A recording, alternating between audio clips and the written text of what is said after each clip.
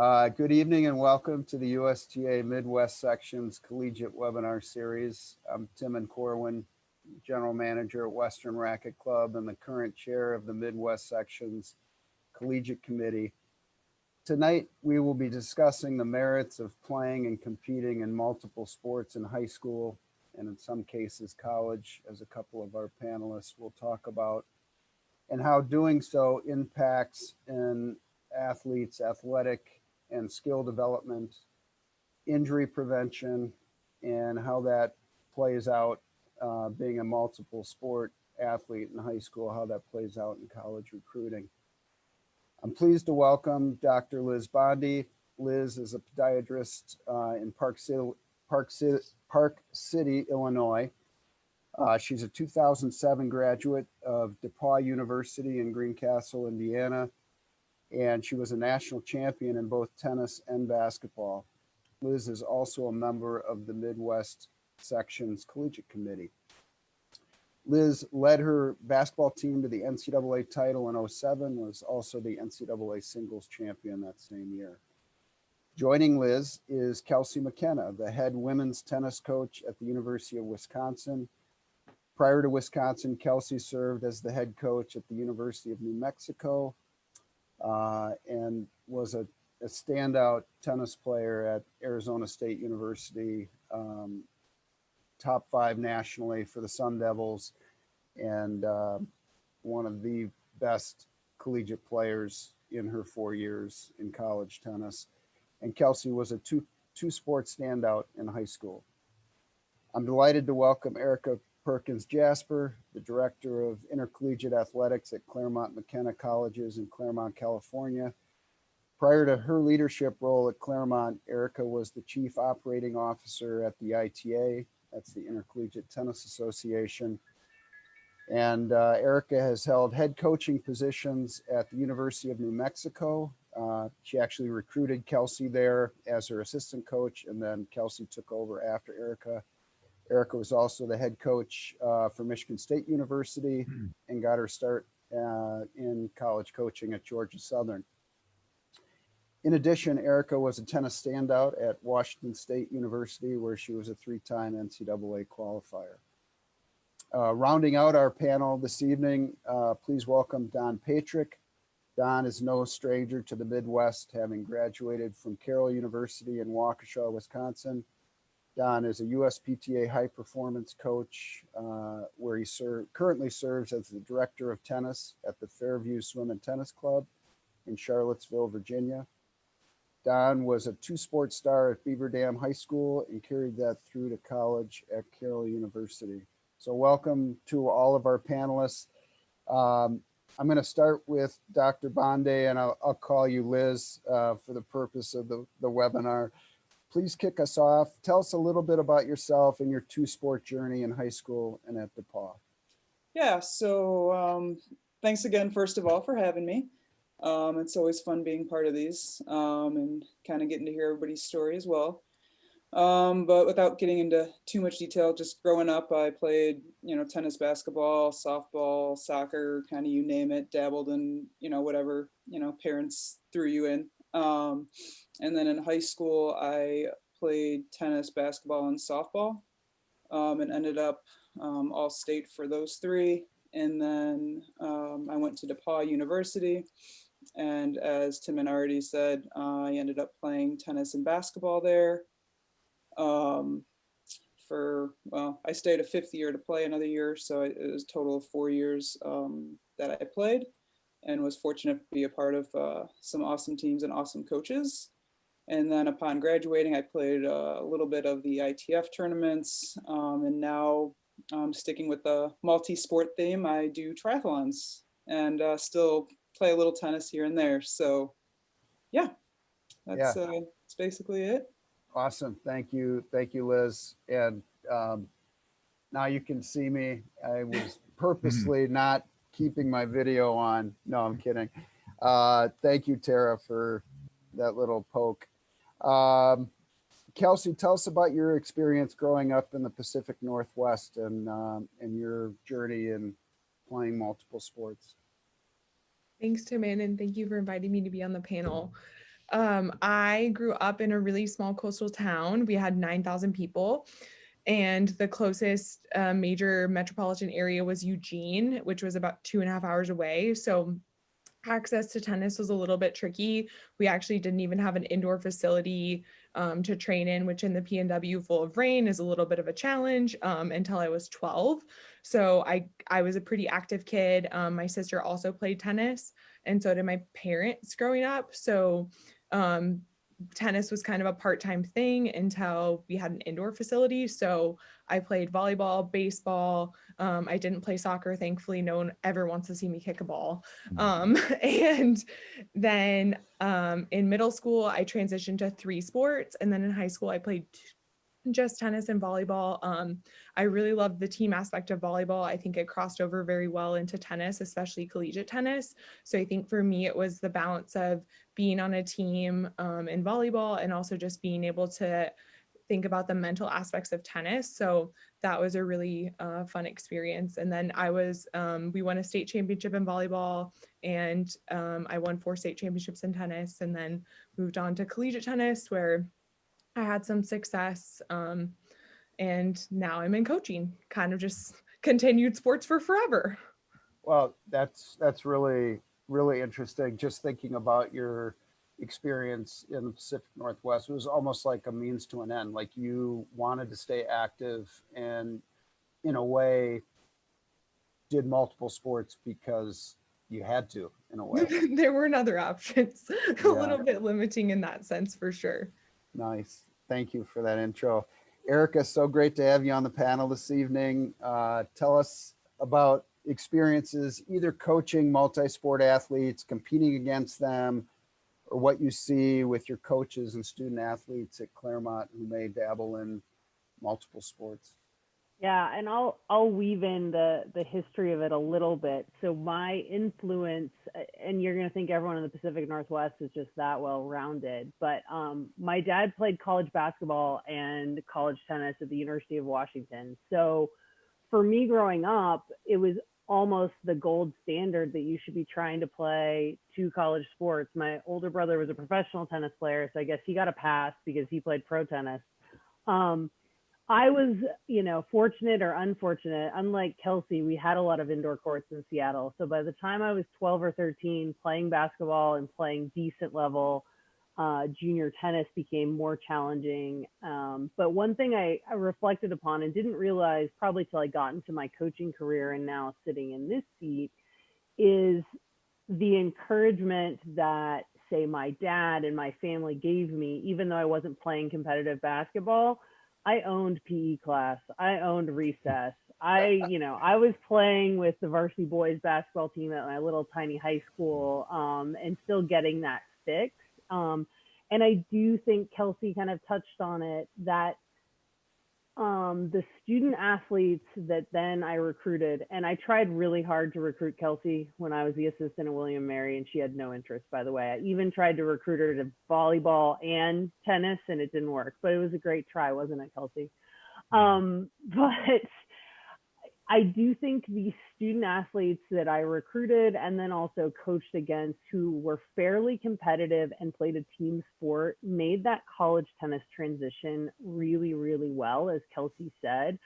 I also felt like as a coach, there were probably some things that I was weaker at, but if if students had a pretty good athletic upside, I always felt like there was a bigger window to improve while in college. I felt like some of my student athletes who maybe only could play tennis, I always couldn't get them much further than where they were when they arrived. So that was some of my experiences kind of working with multi-sport student athletes. And I think as a result, I always was looking for, even if someone wasn't a high school athlete, looking for somebody who was owning gym class, who was owning recess. I always liked the girls who were throwing the football with their little brother in between matches. And I think you can see a lot even by those behaviors.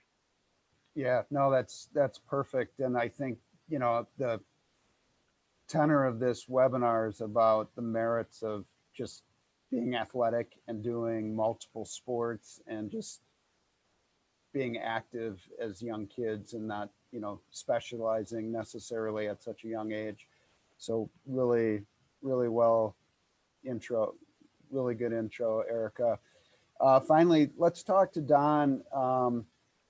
Don, like Liz, was a tennis and basketball standout in high school and college. When I asked Don if he would participate on the webinar, he made some crack about, well, you'll have to go back and talk to Abe Lincoln because he was the crosstown rival back in the 1860s. So Don's got a great sense of humor, but he actually was an outstanding student athlete at Beaver Dam High School, and then also two-sport star at Carroll College. So welcome, Don. Tell us a little bit about how playing both sports shaped your life as an athlete and what that was like growing up.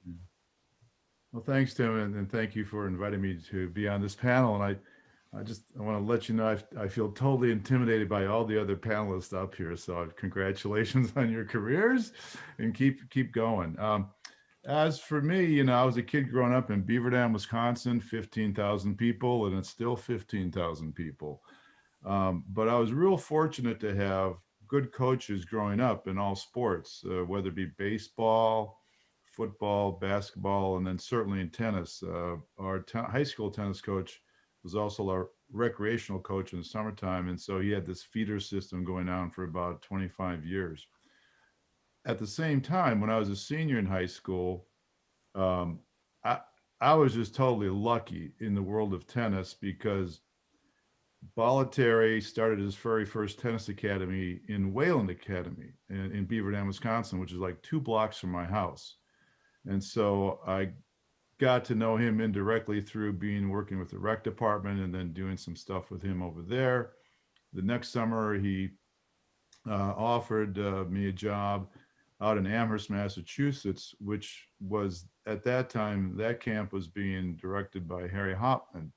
So here's this little kid from Beaver Dam, Wisconsin in the tennis world, meeting Nick, who hadn't become Nick yet, but Hopman, who had established himself worldwide as a great, tennis coach in the Davis Cup world. So I was very fortunate to have those two people in my developmental life as a young kid. Honestly, baseball is probably my favorite sport. Basketball is my second favorite sport. I went kicking and screaming to my very first tennis lesson. I did not want to go. I was praying for rain. Didn't happen. Went down there and I found out, this is okay. This has got movement. It's got conditioning. It competes. There's some good people, guys and girls down here.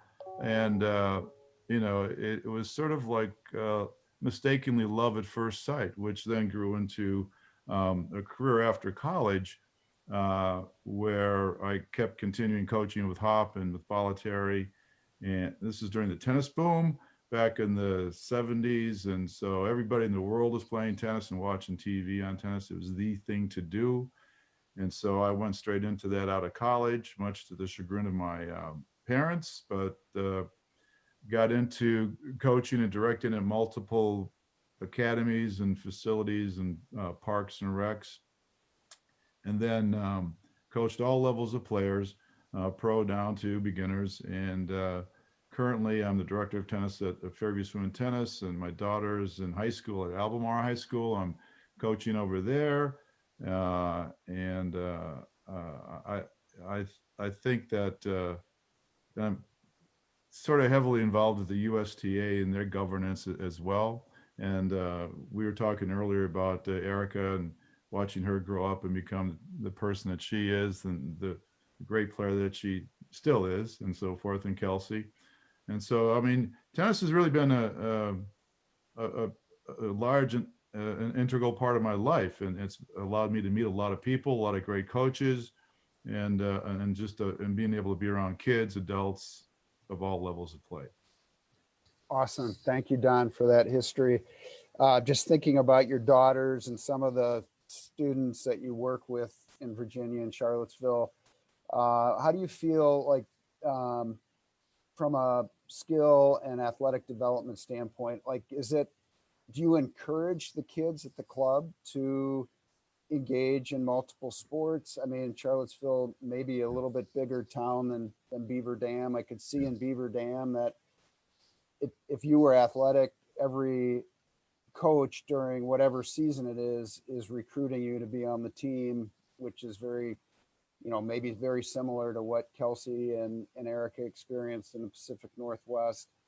Growing up in small towns, that's pretty common.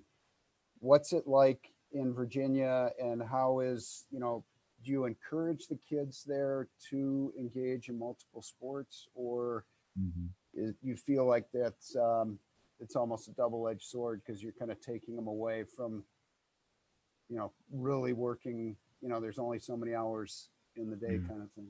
Yeah, no, I think that my philosophy is I think it's real important for well-roundedness and it's just experience and kind of finding your way through the athletic world when you're younger to do whatever you want to do, whether it's multi-sports, if it's music and sports, just to figure out where you fit in.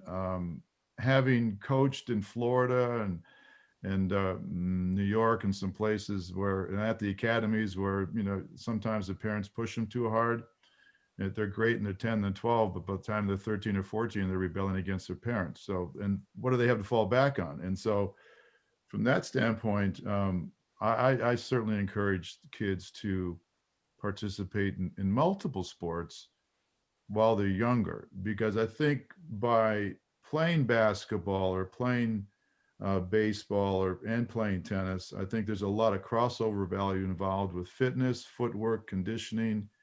And I think the biggest thing that kids kind of indirectly learn how to do better when they're in multiple sports is they learn how to compete better. You find out whether you like the one-on-one thing about tennis or you like the team competition. But more importantly, if you're playing basketball in the winter and tennis maybe a little bit in the winter, but maybe more in the spring and the summer. In the fall, you might be doing football or cross country or something else. You're always in that competitive mode, and you never and you have the option of failing in one and knowing that, well, I've got this to go back to or this to go to.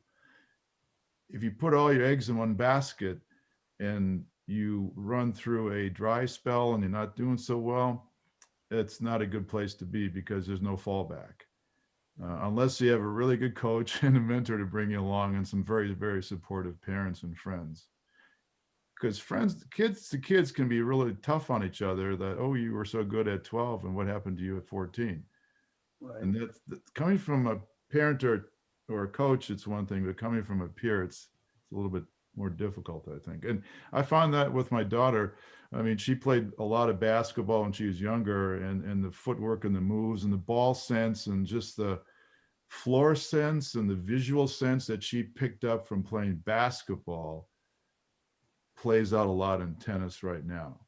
Yeah. Now, at some point in time, though, you got to okay, what am I going to do? And that's 14, 15, 13, 15, 16. And that's more developmental, maybe amongst the coach and the parent and the player. Yeah, no, well said. Erica, just thinking about your journey, I remember last week you were on a webinar talking about careers, and you mentioned your playing background and how hard you had to work to play it, at a top level. You were number one at Washington State. And just listening to you earlier talk about, you wanted to dominate in gym and recess, and you talked about your dad and his basketball success. Do you feel like being kind of an all-around athlete, did it help you achieve success on the tennis court, or what do you think focusing solely on tennis was or a combination of both? I think I had the right balance. When I was growing up, my father was a huge influence on me, and it was definitely quality over quantity. So, we didn't practice more than like an hour or an hour and a half until I got a lot older. So I think one, I was not overtrained by the time I got to college. And then two, I think probably, and Kelsey and I have had these conversations over coffee over the years, like probably tennis was actually not my most natural sport. I just worked really hard at it and got good enough that I had a chance to play in college. And so I think sometimes my upside and competitiveness and fitness probably helped me more than my clean ball striking, to say the least. Tim has seen me hit a backhand. He knows it's not a lot of clean ball striking. It's a lot of effort. But yeah, I think those are the things that really help me. I'll pivot slightly, and at least Tim, and you're used to me, so you'll know this. But one thing that's kind of struck me too is, if there's folks on this call who are working with, 14, 15, 16-year-olds, and you haven't played another sport, I don't think it's time to panic either, right?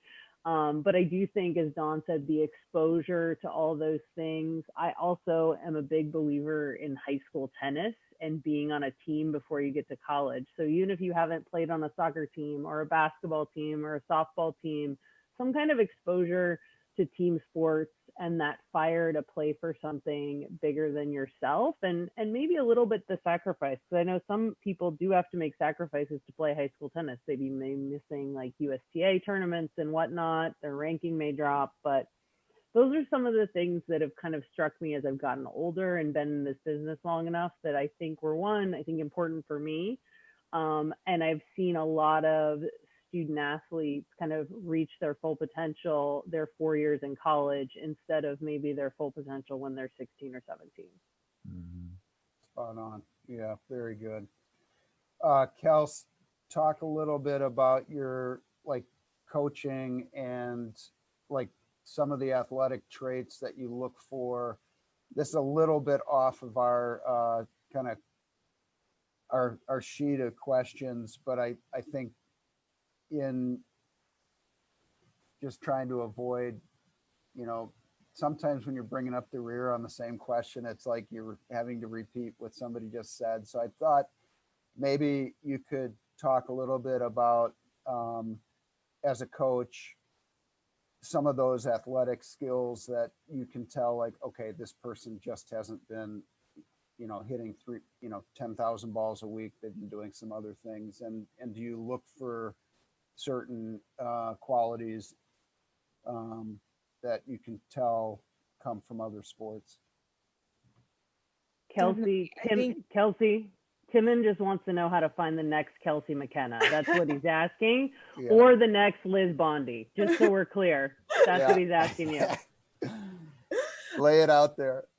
I think, there's a couple of things I look for. One is just people's bounciness, because I think that's usually a direct correlation to athleticism. And then also just watching someone throw a ball. So if somebody tosses the ball over the net, or if they go, full Heisman mode and try and chuck it 6 courts down. I think there's a lot of just random things that you see when you're watching a ton of tournament matches over the course of an event, whether it's, winter nationals or, an ITF tournament. I think you see a lot of different things. Also watching people jump rope and how they prepare for matches, usually somebody with a consistent routine or things like that. If they're really regimented, usually they've just done a lot of tennis. If they're kind of haphazard and just going through things differently or skipping around, usually that's somebody that has a little more variance. So those are definitely things I look at. And then also I think knowing that we sometimes get a lot of,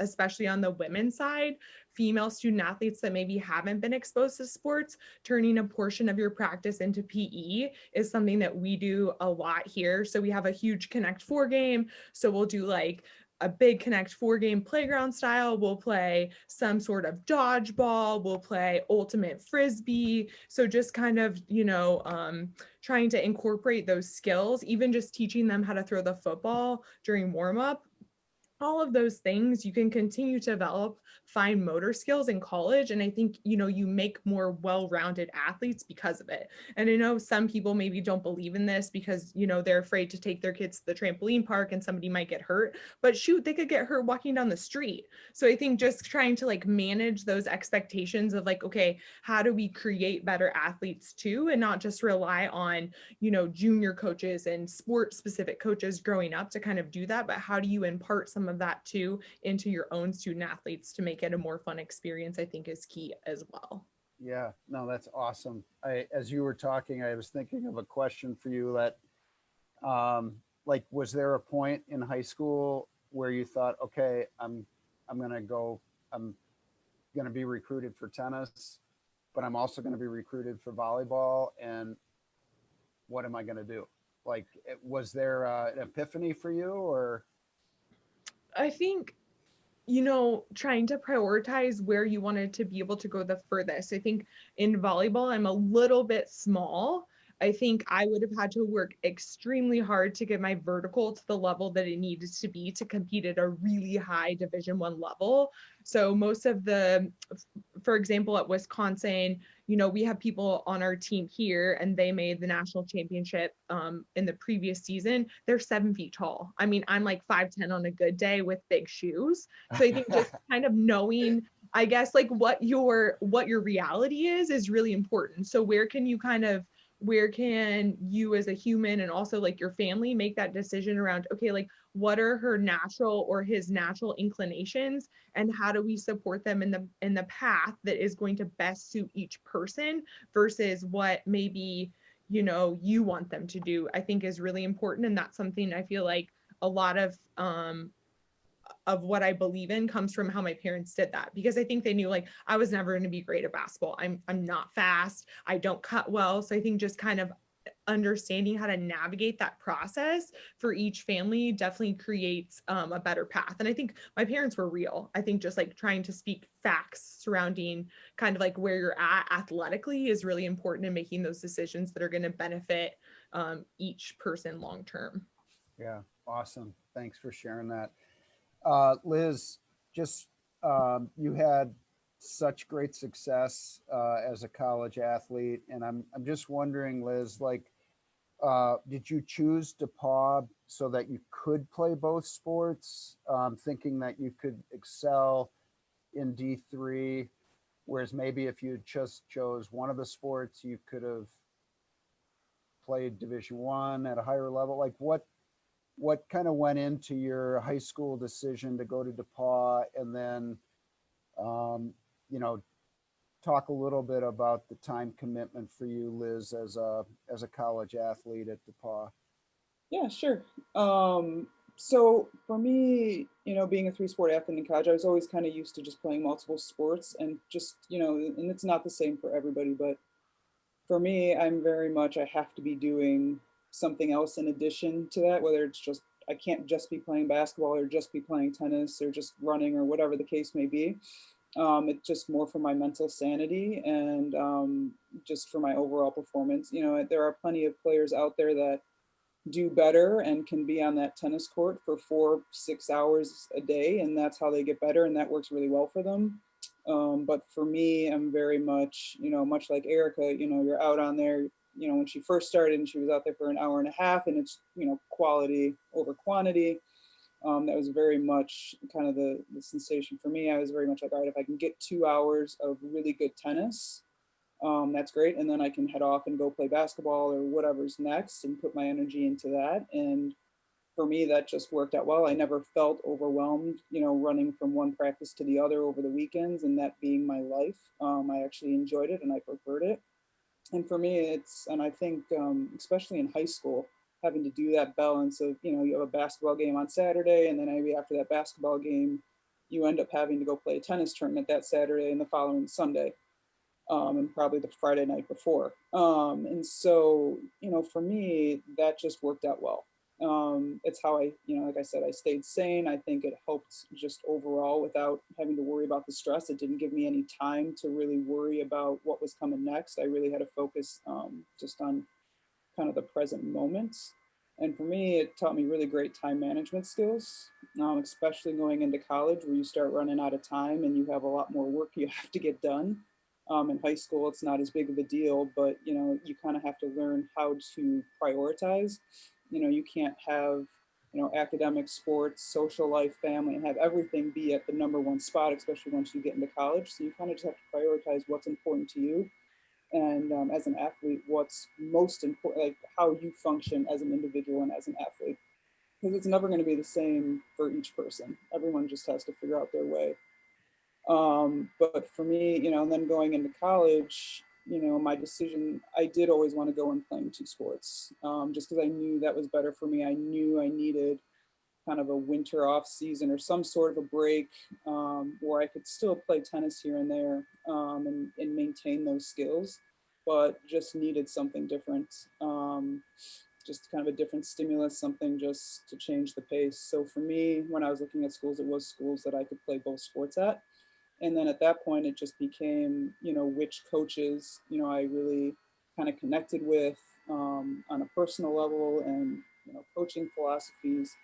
In DePaul, it just worked out great. I loved both of the coaches. They all seemed on the same page. And I think the hardest part, for me, is getting coaches on the same page of, hey, tennis, is fall and spring for us. So I would usually miss the first month of basketball where you have all your preseason training. And then same thing in the spring, I'd usually miss the first month to month and a half of tennis, which was again, all mostly preseason training stuff, which was never that big of a deal for them because it was mostly just conditioning that you're already doing anyways within the season. And so just making sure that all the coaches are on the same page and saying, hey, as long as you're okay, understanding that this could be the scenario, I think that's just the most important thing because it makes a really easy transition. So for me, that's where I kind of lucked out. And for me, just playing the two sports and my academics was just more important than, trying to shoot for that D1 scholarship and that, because I think for my personality, if I would have played D1 and just played tennis or just played basketball, I think I probably would have gotten burned out, just from my own personality standpoint. So Yeah, that's kind of how I awesome. did that. That's fascinating. I was just thinking about like how cool that must have been for the tennis coach or the basketball coach. Like you walk in their office and say, oh, by the way, I thought I'd like to come out for the team. And then, so they both recruited you. So that it wasn't like you fell in someone's lap. They knew you were coming, Yeah. and they were really excited about it. And just understanding how the time commitment for both sports really, impacts their ability to kind of fold you into the team and what that would mean for the rest of the players. And I mean, it really takes strong coaching leadership to kind of make that happen too in this day and age. So it sounds like you had, a good combination of coaches to make that happen. Yeah, and they were really good too about, like, if you're like, oh, in the fall, I could still squeeze in some pickup basketball games and some practice. If I had a day off from, basketball, I could maybe get in 30 minutes to an hour of hitting, and they never were opposed to that as long as I wasn't over conditioning myself and overtaxing kind of where I was at. So they were good about that too. Yeah, very cool.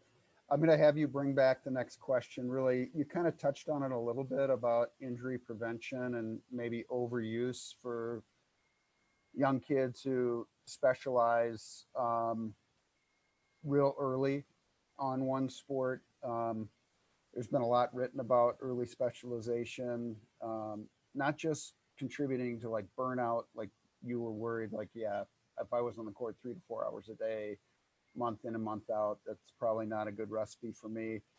But also I mean, you're a foot doctor, lower extremity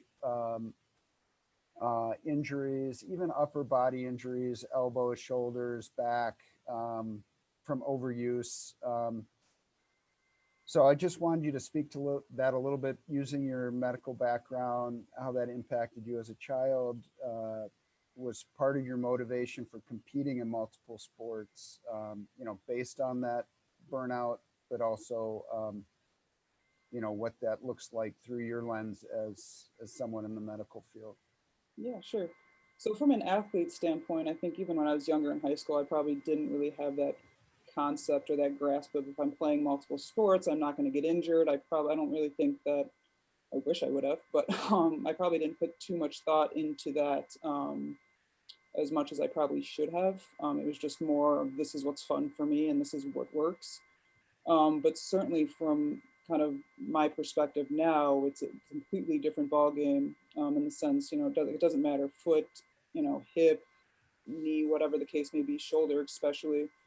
I think, if you focus too much on one sport, whether it doesn't even matter, volleyball, basketball, tennis, but especially those sports that involve an arm or like a single leg, like soccer and that where you're really dominant on one side or the other. If you don't have something else to help balance that out, you just don't have that symmetry. And I think building, having symmetry is probably the most important thing you can have. And I see a lot of issues, especially with my runners. They come in and all they do is run, run, run, and then they all come in with stress fractures and things like that because they just haven't developed other areas of their body and they're just pounding and pounding, doing that same linear motion. So I think when you can combine the linear motion with the side-to-side cutting and different strength, quads, hamstrings, that's what's nice about volleyball and basketball. You get that explosiveness on a constant basis, and you're really working on that side-to-side motion. And then you combine it with tennis, where you're doing a similar thing, but you have the serve where you're, depending on how you jump off of, you can be more dominant on one leg or the other, or if you're an open stance, closed stance, whatever the case may be. But I think overall it really helps develop some sort of symmetry and core strength that help prevent injuries. And I think in my case, I think, I've talked about it before in prior webinars, but, hip, core, and glute strengthening are absolutely key for any sport you're doing, whether it's running, tennis, basketball, hockey, whatever the case may be. So really just honing in on that. But I do get concerned, like we said, I'm not going to talk too much on the mental burnout of it, but I do get concerned with that early specialization and just honing in on one sport, because I just think it puts you at a position for especially shoulder injuries and stress fractures and things like that. Awesome. That's what I do. Yeah, really good, Liz. Thank you. Trying to visualize your serve, Kelsey, and wondering if there's a volleyball motion at the top of your contact point. It's been a long time since I've seen you strike a tennis ball, but as you were growing up and playing volleyball and tennis, it sounds like your parents were like really smart and really, mature. And so many parents I hear say, well, I don't want little Johnny or little Susie to do another sport because it might ruin their tennis. I mean, that's just unfortunately kind of nonsense, but you do hear it. And I'm just wondering, like, as you were developing your serve for tennis, and I do see, like, when I taught gym class at Kalamazoo College, I'd get volleyball players come and take, beginning tennis, intermediate tennis, advanced tennis, and it was really difficult for them to kind of start sideways. And so I was just curious, Kelsey, like your development as a volleyball player and a tennis player, if you felt like after the volleyball season, you had to really spend a lot of extra time on your serve to kind of iron out whatever muscle memory was taking place from volleyball. I actually think it's weird, but for me being an outside hitter, I think the shot that translates most is the overhead, because you're still kind of using that vertical or backwards momentum. It's a different jump, but it's still more of like a plyometric movement. I think the serve obviously sometimes can maybe not be as much of an explosive movement, but I think there are definitely similarities in terms of like the shoulder positioning, shoulder over shoulder, and hip over hip. I think that rotational aspect with the core, and also just being able to disguise where you're taking a volleyball spike and where you're taking a serve, they're very similar. So for me, and also like you end up trying to pronate on your spike, very similar to the serve. So I think that was a very easy transition. But I think the biggest piece is the difference in the leg endurance, and also just like from a cardiovascular standpoint. I mean, it's not, tennis is just so physically demanding because you have the anaerobic piece and you have the aerobic piece. And volleyball, you just don't have that similarity. So that would sometimes take me between 6 weeks to 12 weeks to get back, transitioning from season to season. And then I would say that on the flip side, going from tennis to volleyball, I was really neglecting my plyometric movement for a long time. And obviously, your jump is key in volleyball. If you can't get above the net, you definitely aren't going to be doing a great job spiking. So I think that those were the two areas that would definitely be neglected depending on which season I was in. And I actually had an overuse injury in high school. Because I was trying to combine both. I was trying to really work on my vertical during a time where when I would have been in 2006, where they still had summer sectionals, and it was at the end of the summer. So you kind of had to play in that to be able to qualify for national events, and just trying to do both. It resulted in overuse injuries. So I feel like I'm a great like proponent of knowing, okay, like less is more, and how do you balance that? And it's okay to say, okay, this sport's going to take a backseat while I'm prioritizing this one, and tell you to just decide the direction that you're going to go with your singular sport. That's fascinating. And I was just curious too, like having been a multiple sport athlete in high school, like when you went to ASU, did you feel like something was missing when it was like weight room and team and courts? And how was that transition from kind of having an off season to being tennis year round?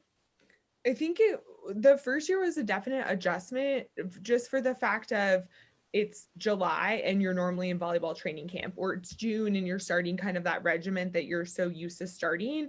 But I think that's the beauty of transitioning to college tennis, because you do have a competitive season in the fall. So I think that kind of fulfilled the need to compete that maybe I wasn't getting from volleyball, and also just growing in kind of like camaraderie with your team during the fall. I think it kind of filled that void that I was missing.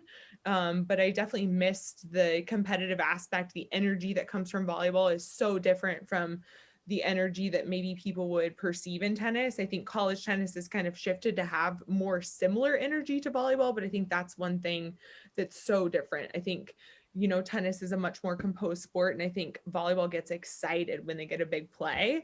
So I think that that is definitely something else that I would say that teams that I've been able to coach, or just like places that I've been able to coach, maybe adopt that style a little bit more. And that's one thing that I've noticed. Oh, yeah, very cool. Thanks for sharing that. Um, I'm going to kind of shift gears away from the injury prevention, Erica, and just kind of college sports in general. Now that you're an athletic director and you really kind of have so many responsibilities with sports that maybe you hadn't really paid much attention to. And now kind of your charges, your coaches and your student athletes across multiple sports. And just talk about the recruitment. And this is more kind of a macro question as an AD. I'm guessing you probably don't have a huge say in how your coaches recruit student athletes, that they have to get into Claremont, which is really difficult to do in the first place. But is there a philosophy at all in what the coaches are looking for? It's kind of a big, broad question, but I'm just kind of curious, in your first couple of years at Claremont, what you've seen from some of the teams, if you see, really well-rounded athletes there at Claremont, and the competition that you're facing. And if it looks to you like multi-sport athletes are really where it's at these days. Yeah, and I'll weave in a little bit because even Division III from when Liz played to now has shifted tremendously in that there weren't non-traditional seasons, or if there were non-traditional seasons, they weren't that serious. They often didn't have competitions, etc. So in Division III, there are less multi-sport athletes than even there were 10, 15 years ago, which I think is interesting and probably a bit sad. I think we used to probably see a lot of people who played soccer who also ran track. Liz is of my favorite combination, much like Dawn, the basketball tennis combo. You didn't see that a lot because that's more a rarity with the tennis person sometimes.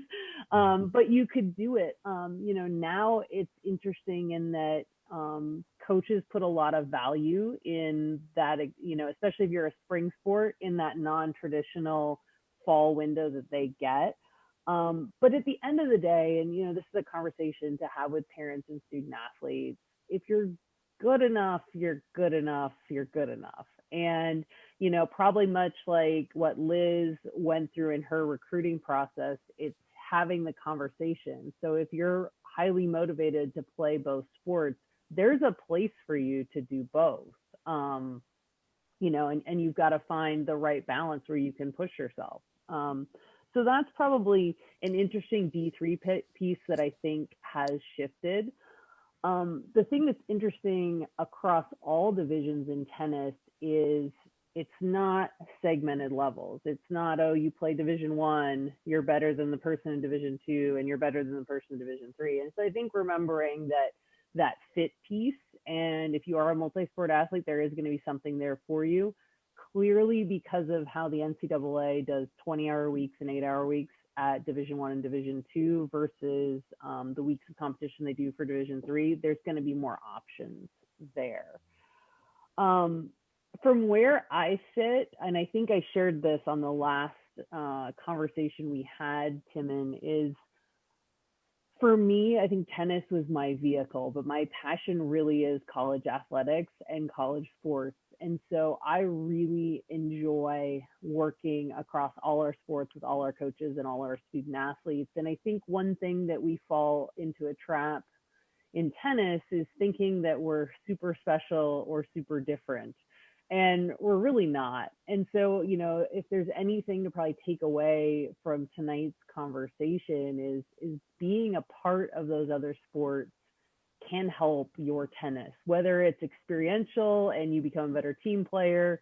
Like for me, I remember playing basketball and transitioning up a league, and I went from being the starting point guard to like the third string, and having to learn to like not be the star is a good lesson you have to learn, or just learning how to play something different. I think those are all really, really good experiences for a student athlete.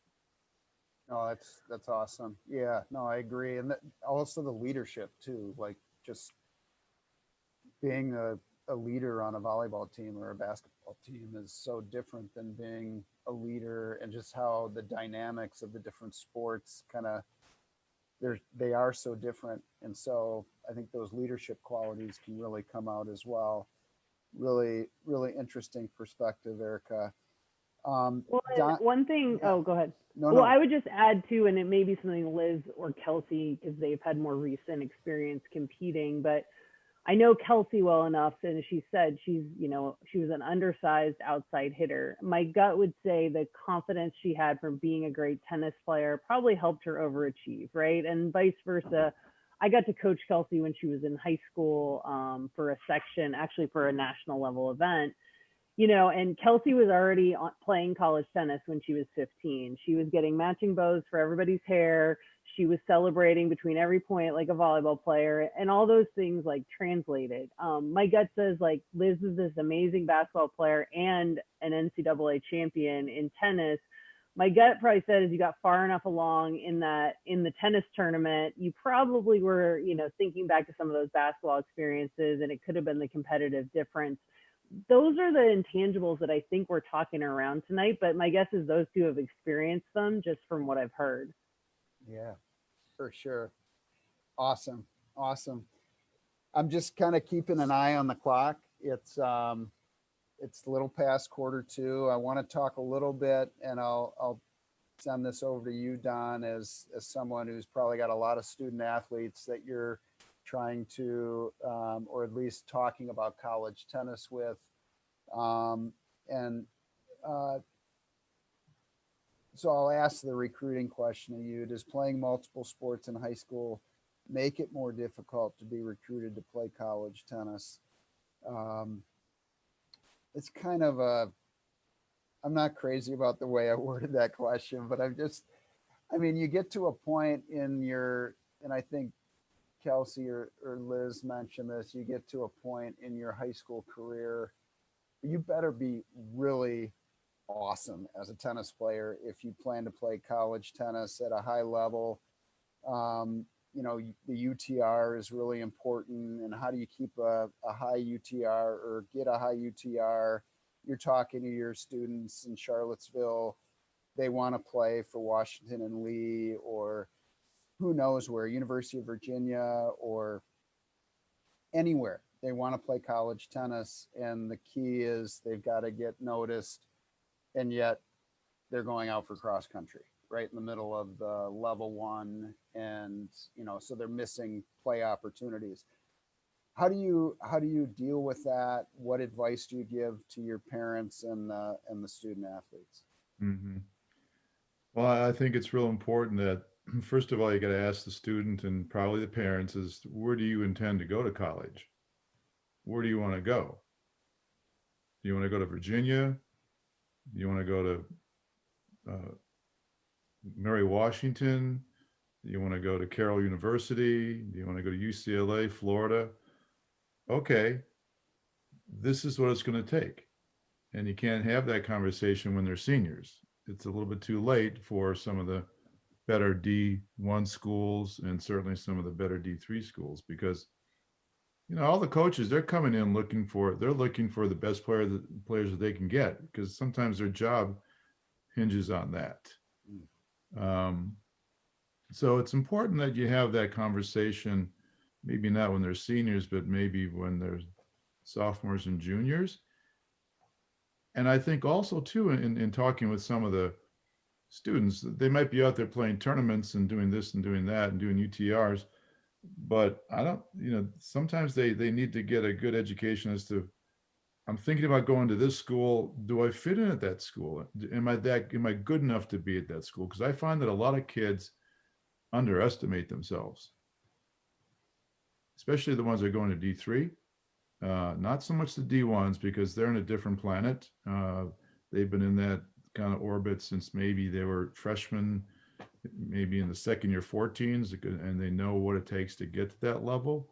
Now, if there's this hidden gem out there that is a multi-sport player, then I think it's important that they get on the stick, and they're good, that they get on the stick and communicate with the school and the coach that they want to go to, because sometimes they might get overlooked because the ranking might not be quite what the coach thinks it's supposed to be, or what they're good enough to go to their school. So I think there's a marketing program going on there between the parent, the student, and the coach. And also, if you have alumni or friends of that particular school or that coach, any kind of networking that you can have that steers you, gets you better information into that coach is extremely helpful. And sometimes that comes from going to some of the camps that they might have in the summer. Some of the, and correct me if I'm wrong, coaches, I believe they still have maybe not this year, but they had the fall collegiate circuit going where high school kids could play in those. Yeah. That's still going on. The I mean, IGA, yeah. that's a great marketing place. And there's also college coaches days where you have 40 coaches come into these places. And I think it's important those kids all go to that stuff. So it's a combination of things, I think. First and foremost, though, is where do they want to go and get an education first? Second of all, does tennis make sense for them at that school or schools?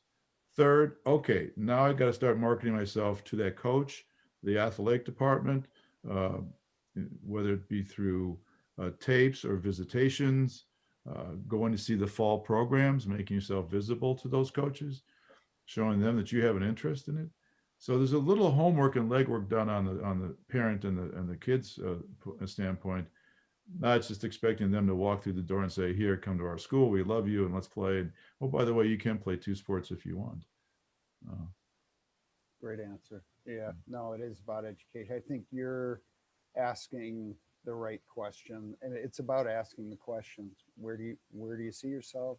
And then just going back to what Kelsey said at the beginning, like, just what are the facts, and make it fact-based. And it can be difficult for a freshman, sophomore, junior to hear that, well, okay, let's start over. Let's consider what your options are based on, where you see yourself, how much time you're going to spend, and what's the likelihood of you making the team you're dreaming of making. So very good, Don. Thank you. I'll kind of jump over Erica back to Kelsey, just looking at the time here. Kind of, you're the coach of Big Ten team at Wisconsin. This amazing student athlete from Beaver Dam High School sends you this tape. Their UTR is like way lower than where you'd normally recruit somebody that you would think would have an impact on your team, but they send you a video and they can actually dunk a basketball. I mean, do you recruit a multi-sport athlete? I mean, tongue in cheek aside, like, can you envision yourself, like, do you look for those athletes, or is there just not enough time? And you really, at the end of the day, really have to look at the tennis specific qualities of your recruits. I think when I'm considering within probably the last 5-year period, multi-sport athletes that have been really successful, one person really comes to mind, and that's Jessie Aney, who played at UNC. She's an elite level hockey player. And she also obviously was an All-American in singles and doubles, but during her time at UNC, she only played tennis. And then her 5th year, she actually transferred and played Division I hockey. So I think that to me is kind of, I think if you're looking at someone that you can kind of compare to, I think she was the gold standard. I mean, a blue chip recruit coming out of high school in tennis. I mean, plus, she was an elite level hockey player. I want to say she might have even played on the USA like U18 team. I mean, like, she was elite. So I think it kind of just goes back to, okay, what are each student athlete's expectations? So if someone's willing to come and prove themselves in the fall events and maybe work into a spot on the program, for sure, I think that's someone that I would definitely consider, especially coming out of Beaver Dam. I mean, having a local Wisconsin grown student athlete is huge. So I think for me, I would be so excited. But I also think it's just having those honest conversations early so that people know what's going to be expected, the amount of work that's going to be required. And also, they're not going to be hurt or upset when it doesn't work out the way that they had hoped. So I think that just having those honest conversations is really critical early on in the recruiting process. I think it eliminates a lot of problems, and it also allows people to pivot and make directions that are best for them. Because if you're spelling out what's going to happen and they're hearing it and they're saying, this isn't what I wanted, I think it's better to know that on the front end so that they can have the best fit. I think Erica talked a lot about the idea of fit. And I think so often in Division I, and I would say even in D2 and D3, because there are so many elite level colleges, you get people who have their heart set on something and it might not be what they expected, but they're also not looking at all the options that could be great fits and could end up being an amazing experience. So I think that sometimes certain schools maybe get slighted because, people just don't know that they're out there or that it's an option. Great answer. Great answer. Well, you guys were phenomenal tonight.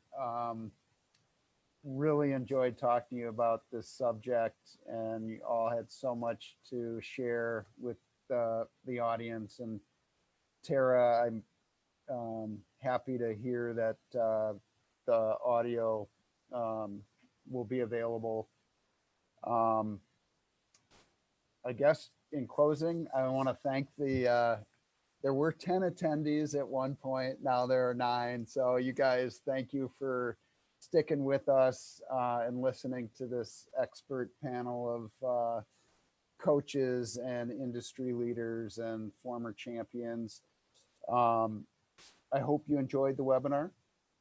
And then really our last webinar is coming up on December 3rd as we conclude the webinar series for 2020. And we'll have a D1 tennis discussion with panelists, the head women's tennis coach from Ohio State, Melissa Schaub, head men's coach from Indiana University, Jeremy Wertzman.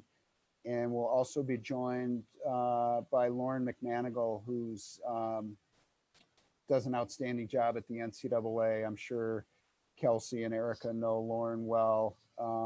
She's from the Eligibility Center. So we're going to talk D1 tennis, kind of COVID-19, what it's looking like this year, what eligibility standards look like in D1 for 21-22, and also what competition is going to look like this spring if either of the coaches have a crystal ball and can look to the next spring season coming up. So with that, again, thank you to the panelists tonight, and so appreciate you guys taking part in tonight's webinar. And Thanks, signing Timon. off. So, Thanks, signing off. Kevin. Thank you, guys. Thanks, ladies. Thank Bye, you. Don.